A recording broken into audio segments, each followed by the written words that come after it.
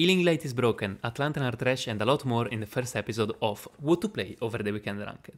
Probably a lot of you already knows this series because it was a TST, the Madman series, but it is almost a year that is not doing that anymore, and it felt kinda bad because this series was super helpful for a lot of player, a lot of new player. Me as well, when I started to play this series, was super helpful.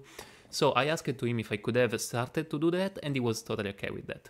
So instead, for the new players that don't know this series, essentially we will analyze the deck most played, what are the best decks and so on, and this will help you to understand what to play in the Weekend Ranked and hopefully even increase your win rate. A feedback that I'm asking to you is that TST the Madman was not editing his video, so I will try with this video as well to not edit. And if you instead would like more an edited video where, for example, when I explain Agrolite deck, I will show you a Agrolite gameplay, please say to me in the comment, because in this way I can start to edit even this video.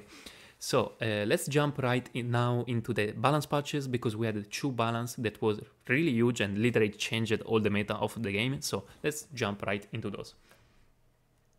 So the first balance we had was about a lot of cards. I will just cover the most important ones that are Azaya. Azaya combo doesn't exist anymore because Azaya doesn't refresh the mana anymore, but just lower the mana.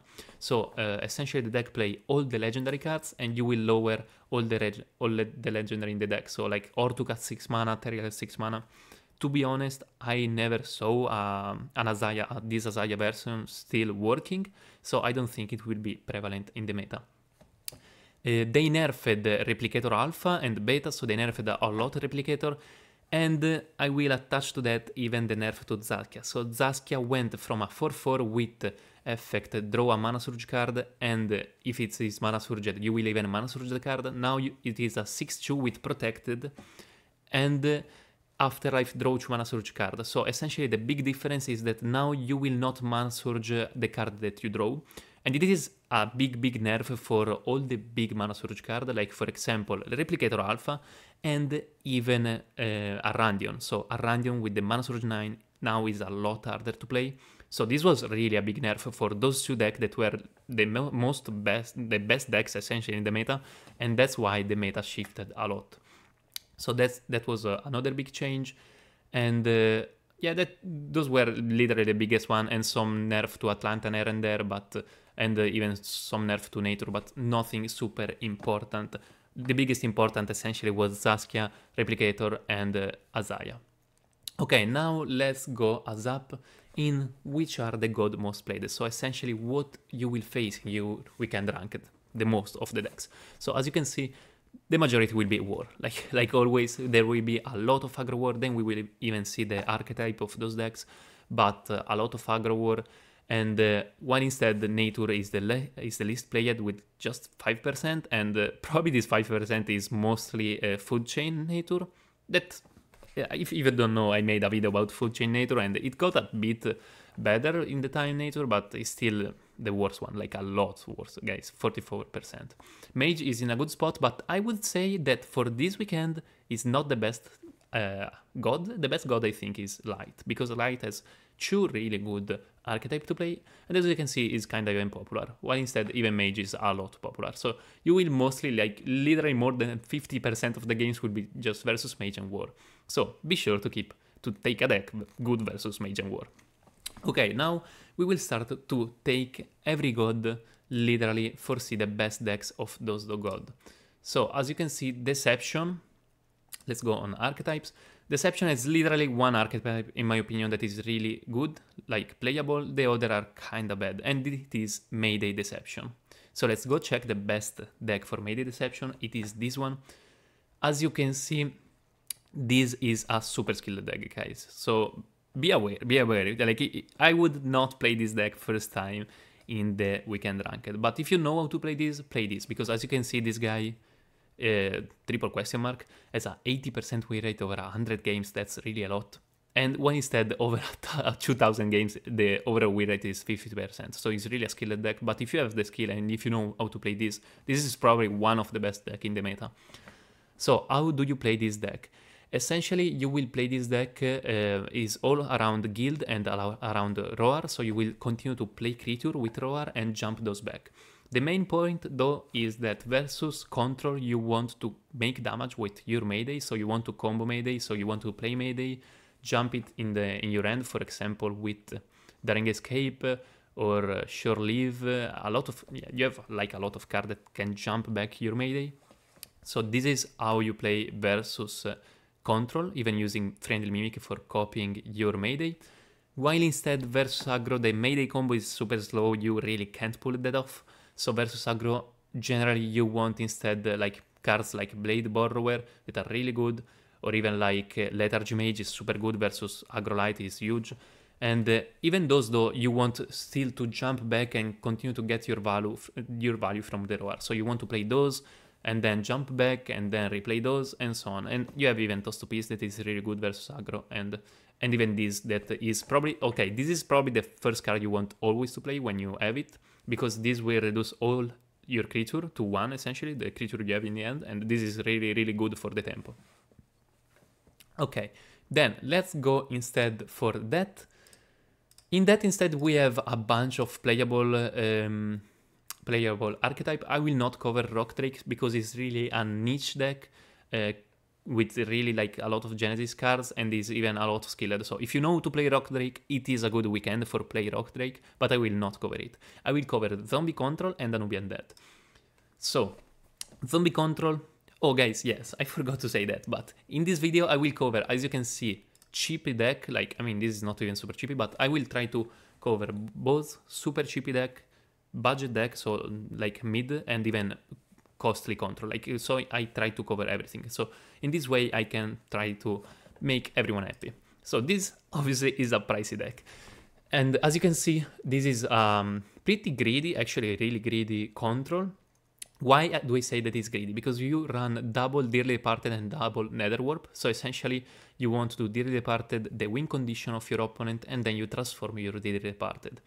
Although keep in mind that this deck from Octo Lannister was running before the nerf to Zaskia, and that nerf to Zaskia, as I said, nerfed even Randion. So I think this combo was mostly played for a Randion. I mean, it's a good combo versus literally every control because you remove big cards like Eventarial, Ortuk, and so on. But I don't think you run double the Departed and double Netherwarp because is a lot essentially that are bad cards versus aggro. So I think you probably can remove one and one and instead put a better cards versus aggro, because as I said, there will be not a lot of Arandion in my opinion. But overall this deck is super good. As you can see, 80% win rate. How do you play this deck? Essentially you just want to ramp with those cards that dies. You ramp into your big creatures like Demo, Emberoni, Ortuk, Teriel. You have Apocalypse for clear everything, Bifurcating, and so on.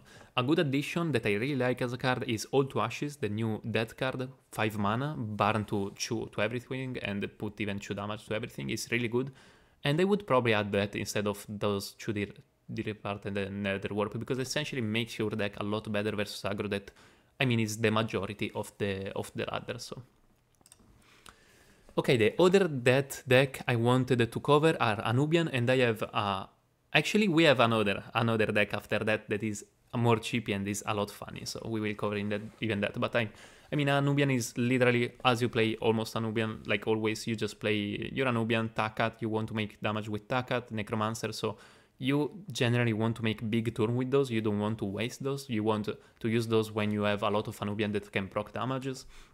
And you have this relic that makes a lot of damage as well, and you have even a lot of draw that make damage and so on. So this is literally a Barn deck. Is really, really good versus control. Is probably one of the best deck versus overall all the controls.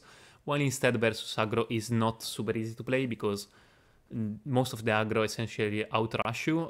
You can though utilize Ragnarok as a board clear, so it can help for sure. So you want to keep these Ragnarok and Brave Bomb versus the aggros, even Pyramid Warden. Okay, this is the third archetype for that. This is a deck that I will probably even make a video about. It's super funny. As you can see, guys, it's only 50 bucks. It has a solid win rate, I mean 55, I mean not a lot of games, so I would, like, how do you play this deck? So this deck essentially is all around the afterlife of those 2 dragons. So this dragon that makes 3 damage on a creature of your opponent and to your opponent face, so it's really good afterlife and can help you to maintain the board, and even this afterlife, so you will spawn a 4-1. Essentially all these decks so play around those afterlife and draw even those cards, like for example with this guy that draw a dragon, or Glyn that draw 2 dragon, and then you will have a lot of cards, like for example this Drake that utilize an afterlife of another dragon, so, and this one that summon 2 afterlife. So yeah, essentially it's all around those afterlife, those 2 afterlife. But I mean, it's actually a really good deck. I would probably add Half-Life, is a really good death card that really combo well in this deck, in my opinion. So if you have a bit more money to utilize. But it's super solid, and it's even a lot funny, so I would play that. In that. Okay, and those were the decks, as we can see. And now let's go on Light instead.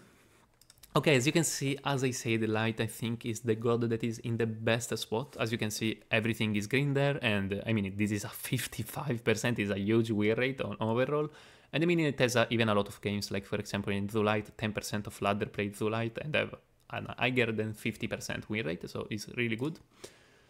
This is the most broken deck, in my opinion, for this weekend ranked. If you have those cards, if you have those money, and mostly if you have a lot of time, you can play this. It's a lot toxic, so I will not take the responsibility, but it's really, really a good deck. As you can see, Yawgmoth, I mean, Yawgmoth is a good player, but he's 81% win rate, and I mean, overall, random people overall in almost 70% win rate. Like, that is crazy. How does this deck play? So essentially this deck is an healing light. Your win condition are the 2 Prophet of Progress that essentially get buffed in the, as you can see, if you have 80 or more health, it become a 30 damage, essentially a 30 damage, because essentially it takes 30 plus 30 plus 30 if you have 50, and then if you have 80, other plus 30 plus 30, so it goes essentially to 4, to 17 into 30, so it's literally an OTK because it's God Blitz and Twin Strike. So if you play this card as 7 mana surged, and you have 80, it is an OTK. I mean, it's not super easy to do, but it's pretty broken. And I mean, versus aggro is versus control is actually pretty easy to do because control don't put a lot of pressure. While instead versus aggro, you still should just win with all your other cards. So essentially, all the cards are like order, healing, lower the attack, and then you have even this that is probably one of the main cards of this deck that put all the board of your opponent at even yours, but you have no board in this deck because you don't run creature. And essentially you put everything to 1 and 1, and it's really broken because it combo perfectly with Aegis. So essentially you can block their board to all 1/1 creature, all 6 board wide, you make all 1/1, and then you play Aegis. And so they can't literally make damage to you because they just make 1 damage and you heal for 1. And they can't even kill their own creature. Most of the deck can't kill their creature. So you can literally win from that. Like you just stall the game forever, and then you OTK them after a bit. I mean, you will ask, how do you reach 80 health though? Because, I mean, the game generally can reach 30 health. Well, with this card, you can reach up to 99 health. And you have a lot of healing, as I said, like this card heal you like for 30, and for 30 for 1, so you have just 60 healing there, and you have a lot of other healing, like Surge Light is super good, and so on. You have Tidal Prayer for lower your RNG and delve the spell that you need. So this deck is really broken, is really long to play, like it takes literally years. I think we can rank it with this for sure, like can literally take 10 hours, so it's a lot of time. But as I said, if you have those cards, or if you have even those money, like it's super cheap actually for being Gods Unchained, $90 are not a lot, and is the best deck right now, as I said, even in the intro. And after those pricey deck, we have the most budget deck of today, it is Zoo Light. I actually made a video already about this deck that I will release the next week. This is, in my opinion, the best budget deck. Literally around 20 bucks, you have to run this, in my opinion. This deck is super solid, as you can see. 57 win rate in almost 1,000 games, that's huge. And if you play it correctly, you have a 66, because this guy have a 66 over 100 games, so not even a few games. A lot of games, he's playing correctly, he has a 66 over 20 games, and this guy is in Mythic, so it's really good. How do you play this deck? I will tell you in the video that I will show you next week, but if you want to play in this weekend ranked, I will tell you. So essentially you spam a lot of little creature, you buff with Olive Wreath and Protective Benediction for make those immortal, and then you buff instead the stats with Radiant Dawn, Chaining of the Gods, and Asterius. I mean, every little creature has probably their effect and so on, but this is the general idea. A little consideration we can do is around Madame Denol and Call of the Light, because those cards are two really good cards in this deck, because both of those cards essentially make you to spam those little creature, and you can make really big turn with the buff. Essentially, like for example, you can Call of the Light the turn before, and then the turn after you can like play 3 Acolyte and 1 Olive Wreath, so you play 3 2/6 for 5 mana, or you just put Madame and continue to spam those 1/1. So yeah, those are the two main cards for Agrolite. This deck is really, really solid, and I don't know though, probably can lower a bit the win rate, since as I said, Magic in general, so both Atlantean and Arandian will have probably less space, and this deck was doing good versus those, so probably will lower a bit the win rate, but we will see. And now let's go to check instead Magic. That is the deck, the god that was most hit by the nerf, as I said. So actually, as you can see, Ramp Magic is still a good win rate, as you can see, but I think is still doesn't take the new update. But a thing I want to say is that Arandion is still super good. Like, Arandion is still probably the best 8 mana card in the game. That's the point. Like, a lot of people overreacted to the Zaskia nerf. Oh, now Arandion is super bad and so on. No, I think it's still the best 8 mana in the game, because you can steal Mana Surge it with like 8 mana and a pip, so you pay 9 mana, and then you OTK the turn after. Like, it's a OTK turn 8.1, like it's still crazy in the game. So it's still a really good deck, although now will be 1 or 2 turn later, the combo, so it kind of changed a lot, but not even too much, let's say. While instead Atlantean were the really big hit. As you can see, Atlantean in the last days have like 40% win rate. Like, guys, don't play Atlantean. Those are really bad. Like, those were it pretty hard. Okay, so what is instead the best one in Magic? I mean, Ramp Magic, as we said, is good, but what is the best one? As you can see, is Card Draw Magic, and I will show you the deck now. So this is a pretty standard Card Draw Magic. I mean, it's pretty good. This is almost similar to a deck I played in my tournament, and I mean, the tournament went pretty well, so this deck probably is really good. The only things I would probably change, I mean, kind of sure, is this. I don't see the point of having ramp in a Card Draw Magic. I mean, they don't even play Arandion, so yeah, you should just remove this ramp. And even Staff of Shard, probably. And you can put the 1 mana spell that makes 2 damage, Form of Power, or for sure you want to put the second Pyrrhic Knowledge. There is no way you don't play 2 Pyrrhic Knowledge in a Card Draw Mage, because it's just broken. So those are just the 2 things I would change. Overall, how does Card Draw Mage play? Essentially, as you see in the name, Card Draw Magic. So you want to draw a lot of cards with Light, Frenetic, and so on. And then you want to burst the face of your opponent with your spell. This is mostly though versus control. So versus control, you just want to burst their face. You can even have a big turn for, like, example with like some spell boost and so on. When instead versus aggro, you want just to maintain the board. Like, versus aggro, you play like a control, we can say. Like, you try to clear the board with your spell, and you will just overwhelm them, because you will start to draw more than them, and you have even Ortu as a top end. So if you survive, essentially, you will overvalue them. You have even Shaped Blast that you for sure want to find versus aggro, while instead versus control is pretty useless. And another thing is Glean, that is really, really good, in my opinion, in Card Draw Mage, because it makes you to draw 2 Layrod, and Layrod is probably one of the best, if not the best, Card Draw Mage card. Okay, and as I say, Arandion is still playable. How do you play Arandion? Is a deck similar than this one. You just stick Arandion into it, and you probably keep the ramp in that case. As I said, though, I don't suggest you to play Arandion. Like, I would just play a normal Card Draw Mage. If you want to play Mage, just play Card Draw Mage. It's super solid as a deck, because we still don't know really the stats of Arandion, how good it is in this meta. Probably think the next week already we will know, and I think it will even be still good. But I think for now, just stick to Card Draw Mage. Is a super solid deck, a deck similar to this one.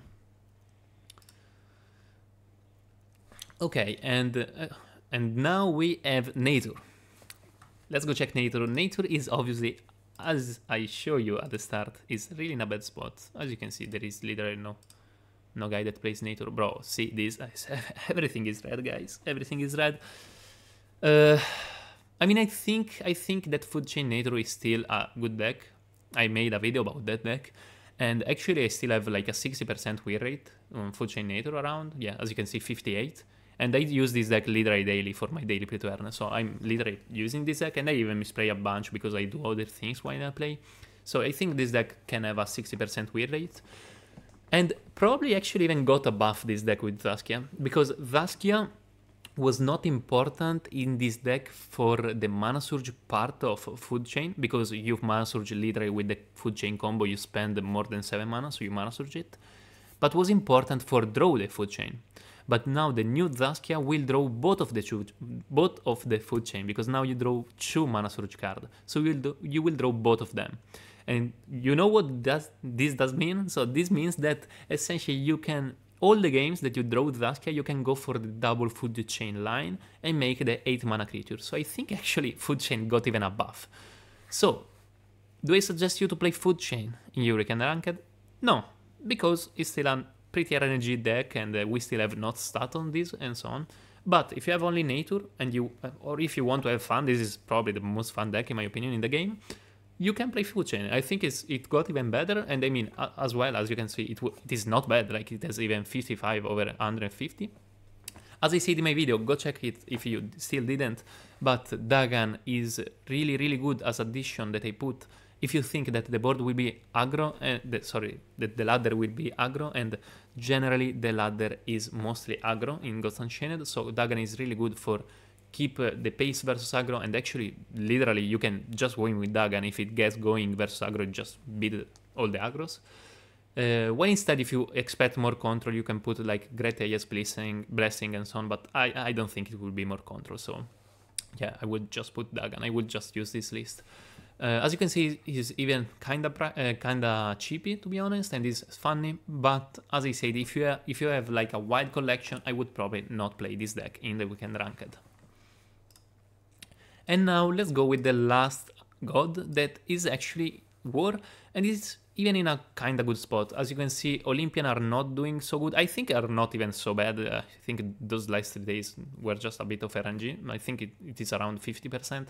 But for sure, the best archetype for War right now is Dragon War, and even The War. Both are good. I mean, The War is cheapy, and Dragon War is a bit more pricey, so it kinda depends by the cards you have. Let's start with the cheapy one. The second most cheap deck of today is 30 bucks. This is a War, guys, as a 1,400 games, so a lot of games for with 55, so the deck is super, super solid.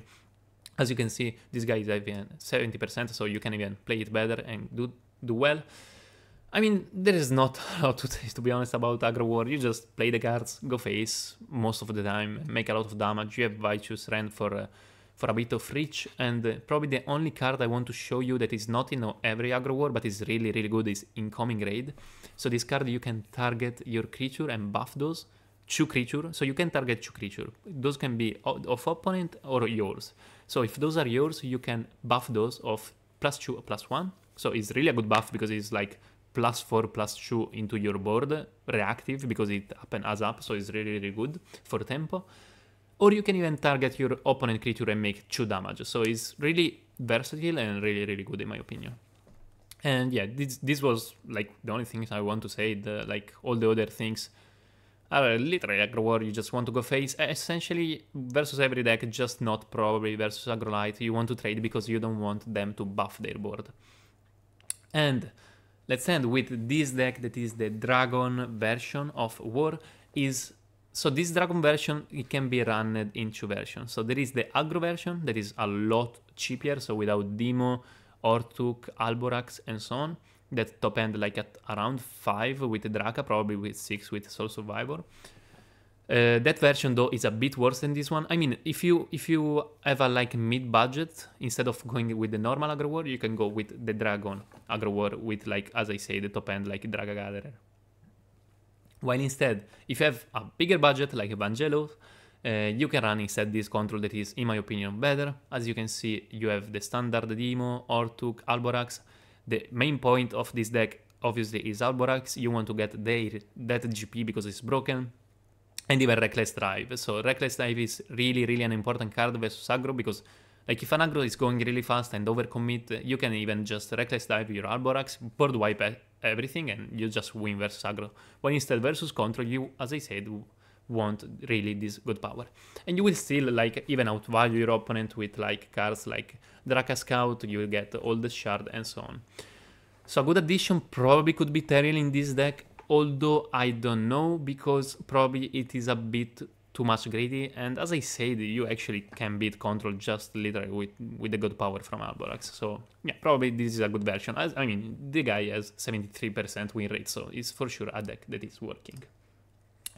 Okay guys, this was all. As you can see, we can even check all the archetype together. As you can see, this Rock Drake is in a good spot, Card Draw Magic, Mayday, Heal Light, and Ramp Magic, Anubian, Olympian, Light, and so on.